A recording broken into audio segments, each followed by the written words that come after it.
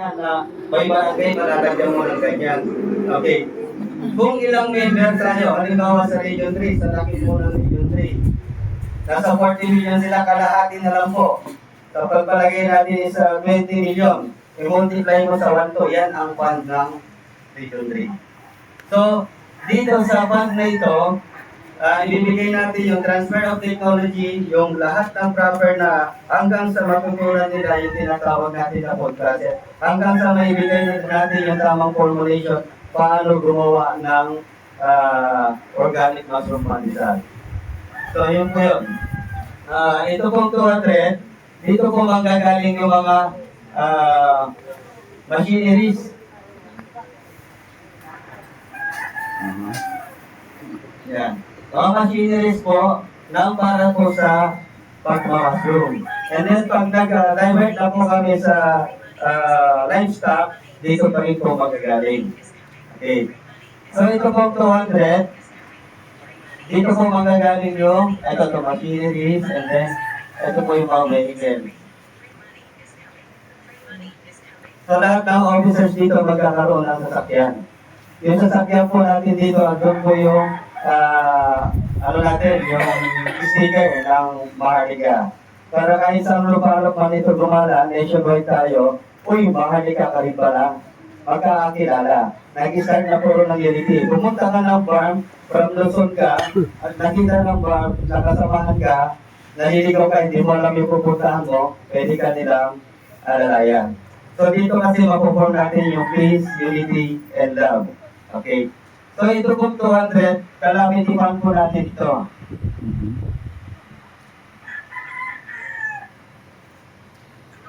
Sa mga officers dapat matandaan nyo po ito. Okay, may mga area po na nagkakaroon po ng mga bagyo, lindol. So dito, sa pondong ito, pag lumaki tayo, hindi na natin kailangan maghintay sa support ng ating mga nasa pamahalaan. Since may pondo tayo, galaw na tayo. At dito, member and non-member, kung saan po yung lugar na yan, tutulong po tayo. So dito po yan magagaling. So ang mangyayari dyan, hindi lang doon sa fund ng Region 3, kundi fund na po ito ng nationwide. Yun po. So may mga member tayo na mga anak, sagutin po yan ni Mopapa. Dito kukunin. May member tayo na hindi naman natin maiwasan, mamamatay. Sagot po ni Mopapa hanggang sa burial po niya. Lahat ito mangyayari after na makabugo tayo ng even 1 million na makapag-bigay na po ng 1,200 as a membership fee. So, meron na po magtutusin pero iniikot pa po namin, hindi pa namin itinatanggap not unless nga hindi pa namin properly na-orient. Okay, pero naka-prepared na yung mga pambayan nila. So ito pong 400, ito po yung pambili natin ng mga lupain.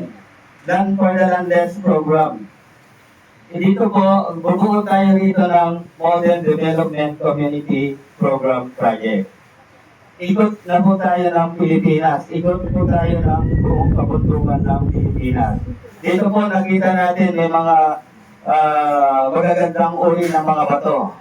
At yung po kausap na natin yung mga tribal chieftain, tribal leader, na magkaroon sila ng pangkabuhayan doon, maggagawa tayo ng factory doon. Ipapatawas natin, at least nagkaroon sila ng pangkabuhayan, gagawin natin tayo.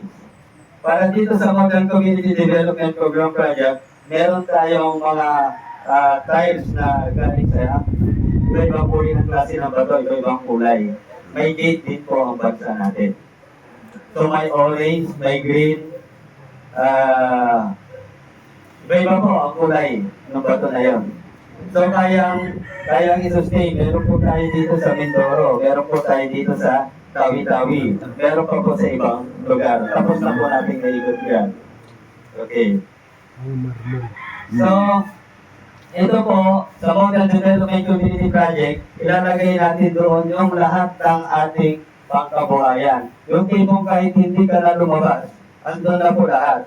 So nakaset up na po yun. May building pong itatayo ron na andun na po yung mga modern technology na katulad nung nangyayari sa ibang bansa isang malaking building siya na ibang-ibang klase ng pagkabuhayan. Pagdating sa baba, pwede na po yung food process. Tapos may storage plant. Paglabas po dito sa compound na ito, pwede na pong market yan sa labas ng bansa o dito po sa local. Kasi maglalagay po tayo ng kung paano nagkaroon ng 7-Eleven,